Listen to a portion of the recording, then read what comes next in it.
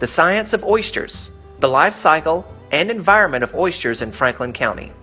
My name is Sandra Brooke and I'm a research faculty down here at the Marine Lab.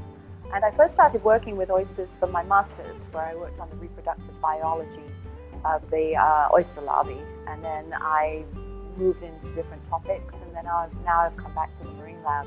I'm starting to work on oysters again from an aquaculture perspective and from an ecological perspective. The ideal environment for an oyster is in the middle of an estuary, where you have fresh water coming down from the rivers, and that meets salt water coming in from the ocean. And the middle of that meeting is about perfect for the oysters. The greatest predator of the oysters in this area are the oyster drills, which are a small snail. And as the name suggests, they sit on top of the oyster and they drill into it and they consume flesh. And we can get up to 50% mortality of an oyster settlement from the oyster drills. They're a really serious problem. And they cannot survive in low salinity. So these are one of the predators that's actually controlled by freshwater input. So oysters have, oysters can live in a lot of different environments within these kind of parameters, you know, the salinity and the temperature that they can tolerate. But some environments are obviously better than others. And some environments give the flavor to the oysters that we prefer. For example, West Coast oysters, Californian oysters, are a little bit sweeter, whereas the East Coast oysters, like the ones we have here, are a little saltier. So that becomes a preference thing.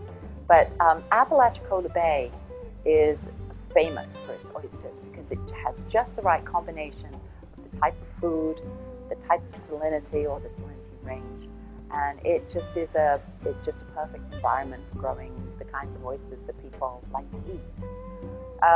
Oysters have declined over the last few years for a number of reasons.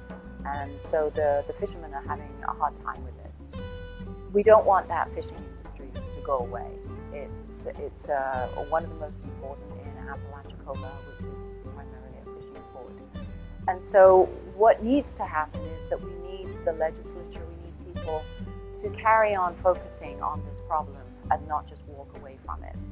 And visitors to the area can support that philosophy by becoming educated. Look at visit places like the Apalachicola National Estuarine Research Reserve. It's got a lovely visitor center, talks about the local environment. And the more people understand and empathize with the beauty of the local environment, the more that makes people in power or with the power to do things. The industry in 10 years, it really depends. I mean, if there is a foundation environmental problem, like lack of fresh water, for example, or if there's a basic biological problem, like predation or diseases, there's only so much management can do. You need to fix that problem before you can create a healthy ecosystem that can be safely harvested. And just reducing the harvest is not going to bring the population back until you solve that problem, whatever that problem might be. With the oysters, it seems to be mostly water. There has been a worldwide decline in oyster populations, and some of the problems are the same across the board, and some are specific to local areas. So, but it's not all dire. In this area particularly, we're very lucky in that our watershed is not in terribly bad condition. We don't have a lot of development. We do have a population along the coast, but we're nowhere near in as bad shape as some other places are. So I think there's hope if we can change, if we can get if nature helps us out and bring some of that fresh water back and the drought cycle changes, that will fundamentally change the system and we'll be in pretty good shape. As far as managing it is concerned, then maintenance of the watershed is the most important thing, because what goes on upriver ends up downriver.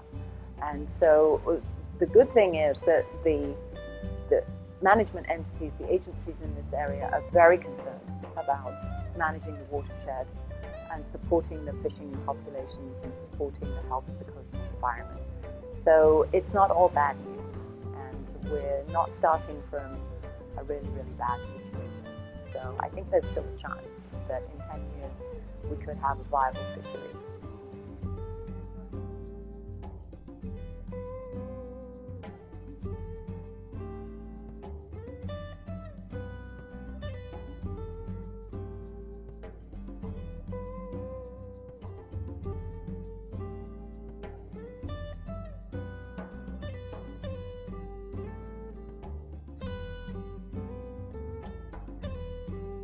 This video is funded by a grant from Visit Florida and the Franklin County Tourist Development Council.